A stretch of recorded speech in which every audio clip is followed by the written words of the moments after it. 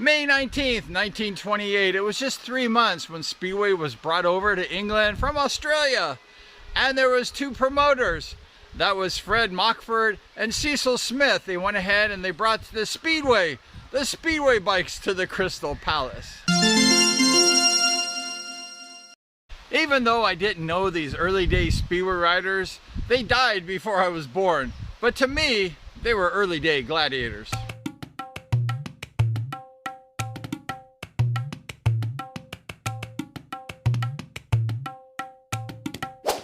The first international speedway race was between England and Australia in 1928. And the first race was Tres Shrimp, and he beat Buster Frogley. 3, 2, 1. Right out of the gate, it was a Crystal Palace defeat of the Wembley team. Heat 1. Crystal Palace Speedway is one of the oldest speedway teams defunct in Speedway. They were old. They were one of the first teams in 1928, and they raced all the way till 1939 until World War II broke off, and then they went ahead and they went defunct, and there was no more Crystal Palace.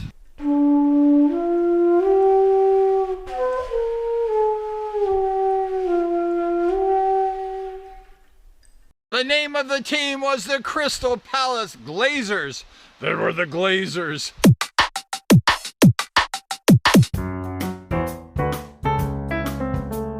And they would glaze you. I don't think they won any championships.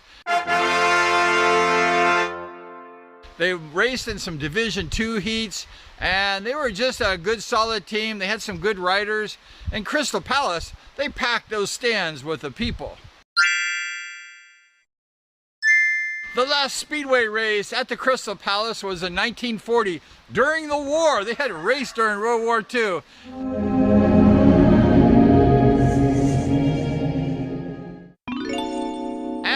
They had a holiday cup. It was an Easter race. It was a special meet. It wasn't a whole league racing. It was a one-night special. They had two of them, actually. And it was won by Arthur Atkinson. And he won that particular cup event. And it was during the war.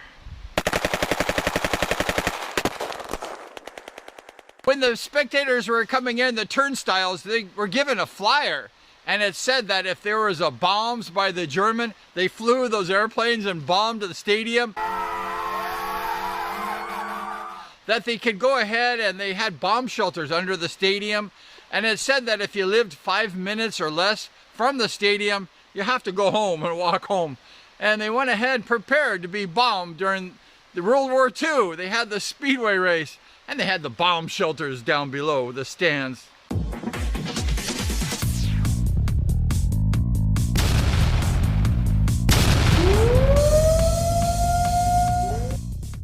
Speedway was not the only venue at the Crystal Palace. They had car racing. They had car racing for a lot of years, from about 1937 all the way to 1972. They went ahead and stopped during the war, but they went ahead and had all these different kind of cars.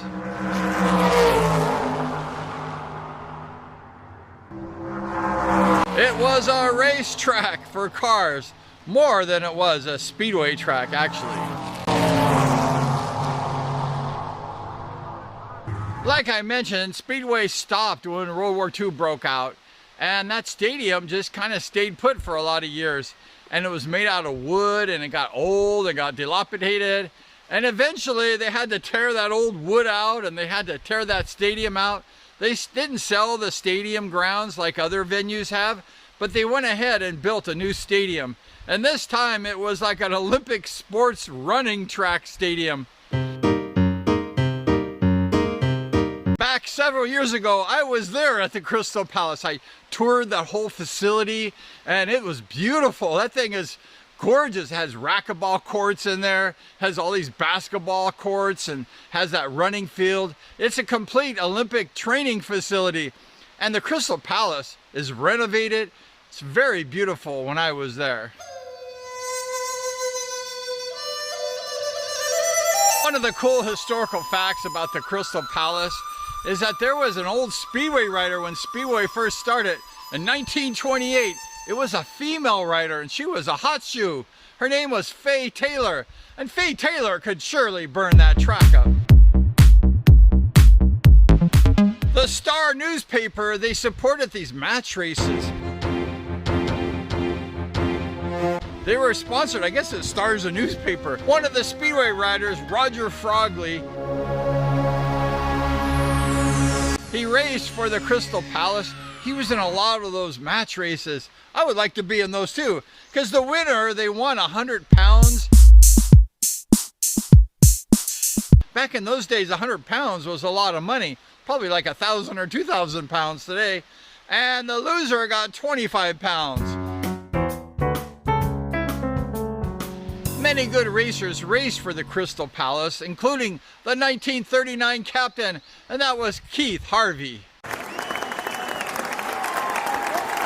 Another good rider was Brian Duncan, Arthur Willamont, incredible Walter Harris, Gordon Baxter, Steve Pullen, that match race champion Buster Frogley, George Lubbock, Jack Barrett, Joe Francis, the incredible Joe Francis, Alan Reeve, Wally Lloyd, the magician Tommy Hall, Les Gregory, and one of the famous Crystal Palace riders, it was Nobby Key. I call him Nobby Knees. It's been 84 years since Crystal Palace filled that team, and probably most of those riders have passed on long ago. But we want to go ahead and remember those riders because they were gladiators and they were just fantastic riders. I never got to meet them because they're pretty old, but we got to tip our hat to these guys because they were really true champions. And we appreciate you for hanging out with us today. What a cool team. I was at that stadium and it was a nice venue. Lots of people went there. Speedway was very popular. But thank you so much for hanging out with us today with a bit of history. Some old history of Crystal Palace. Thank you so much. We appreciate you. Please subscribe if you get value out of this show. And we're going to look forward to seeing you. We're going to see you next time.